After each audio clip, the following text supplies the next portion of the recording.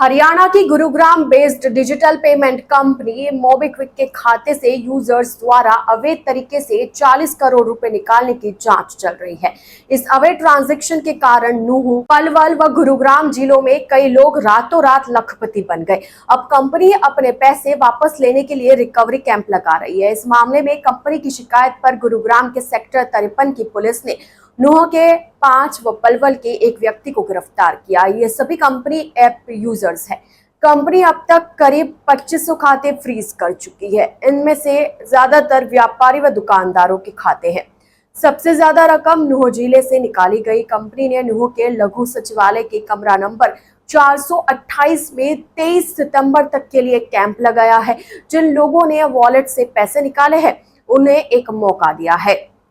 रकम न लौटाने पर एफआईआर दर्ज कराई जाएगी। प्रारंभिक जांच में सामने आया कि सॉफ्टवेयर अपडेट करते वक्त गलती हुई, जिससे सिक्योरिटी चेक डिसेबल हो गया। कंपनी की वार्षिक मीटिंग होने वाली है, उसी को लेकर ऑडिट चल रहा था और तकनीकी टीम भी रात को काम कर रही थी। इस दौरान सिस्टम फेल हुआ। कंपनी की टेक्निकल टीम जांच कर रही है। इस वित्तीय अनियमितता पर मोबीक्विक कंपनी को भारतीय प्रतिभूति और विनिमय बोर्ड व नेशनल स्टॉक एक्सचेंज को भी स्थिति स्पष्ट करनी पड़ी। सेबी शेयर बाजार और वित्तीय बाजारों की निगरानी और नियंत्रण करती है। सेबी की भेजी 2 पेज की सूचना में कंपनी ने दावा किया है कि इस मामले में कंपनी के किसी कर्मचारी की कोई मिलीभगत नहीं है।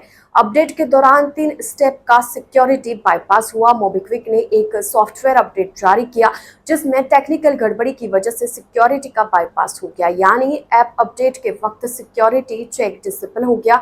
इसमें 3 स्टेप ओपन हो गए, जिससे ट्रांजैक्शन अनसक्सेसफुल होने के बावजूद सक्सेसफुल दिखाए जा रहे थे।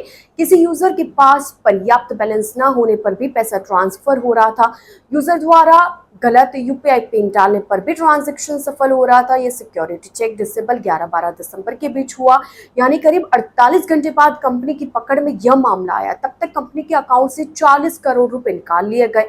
यह ट्रांजैक्शन यूपीआई से हुई। खास बात यह है कि यह सिर्फ हरियाणा के 3 जिलों नूंह, पलवल और गुरुग्राम में ही हुआ।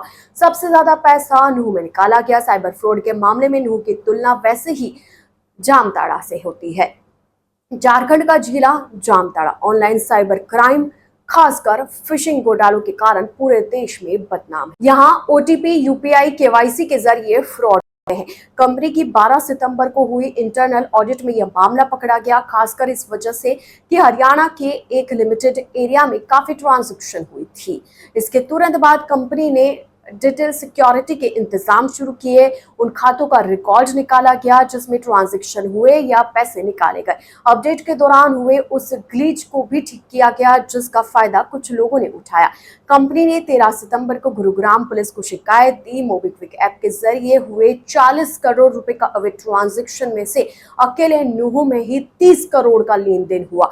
बाकी 10 करोड़ रुपए गुरुग्राम और पलवल जिले में गए। इस जांच से जुड़े एक पुलिस अधिकारी ने बताया कि इस मामले में साइबर फ्रॉड के अंदेशे या कंपनी कर्मियों की मिलीभगत से भी पूरी तरह इनकार नहीं किया जा सकता। इस एंगल से भी जांच हो रही है।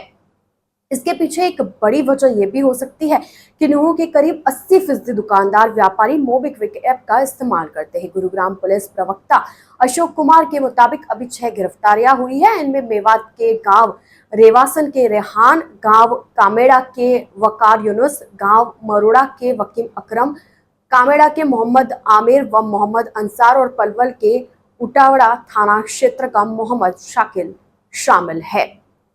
2500 खाते फ्रीज कराए गए हैं। इनमें 8 करोड़ की रकम है। अभी 5 चल रही है। अब मोबीक्विक कंपनी का कोई कर्मी भी संलिप्त पाया जाता है तो उस पर भी कार्रवाई होगी। नूंह के ही 6000 खाते संदेह के घेरे में हैं।